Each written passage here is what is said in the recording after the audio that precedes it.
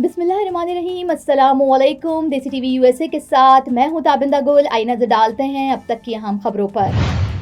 जो बाइडन की जिंदगी का सबसे बड़ा चैलेंज, प्रोस्टेट कैंसर हड्डियों तक फैल गया। सीज फायर मुआहदे की कोई एक्सपायरी नहीं, भारतीय फौज। और पोलियो की गाजा, म्यांमार और यूक्रेन में अमन कायम करने की अपील। ये थी हेडलाइंस। बढ़ते हैं खबरों की तफसीलात की जानिब।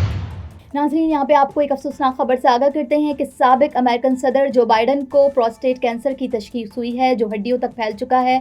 उनकी उम्र 82 साल है और वो इस वक्त अपने मुआलजीन के साथ इलाज के ऑप्शंस पर गौर कर रहे हैं। जो बाइडन की ऑफिस की जानिब से जारी करदा बयान में कहा गया है कि जुमे के रोज साबिक सदर को जारहाना नोयत के प्रोस्टेट कैंसर की तशखीस हुई है।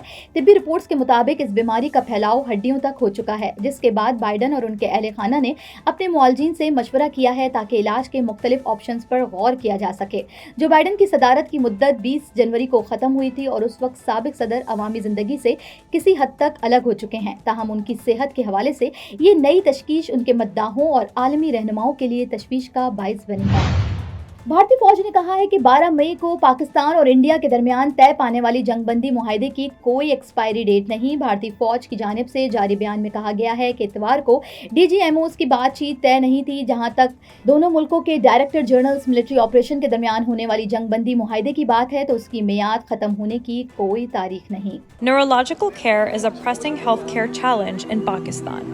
That's why Helping Hand USA is building Kind R, a world-class hospital with 130 plus clinics that is set to establish new standards for neurological care in Pakistan.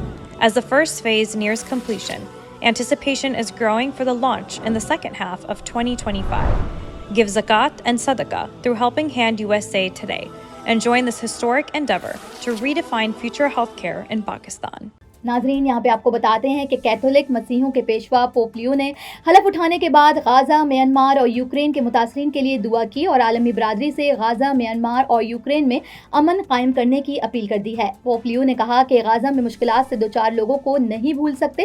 Gaza में बच्चे, खानदान, बूढ़े भूख से मर रहे हैं, मदद की जाए। उनका कहना है कि म्यांमार में मासूम लोगों की जिंदगियां छीनी जा रही हैं। यूक्रेन मुनसिफाना और देरपा अमन के लिए मुज़ाकरात का मुंतज़िर है। वाज़ेह रहे कि इसराइली जालिमाना कार्रवाइयों में अब तक 53,000 से जायद फलस्तीनी शहीद और 1.5 लाख के करीब जख्मी हो चुके हैं।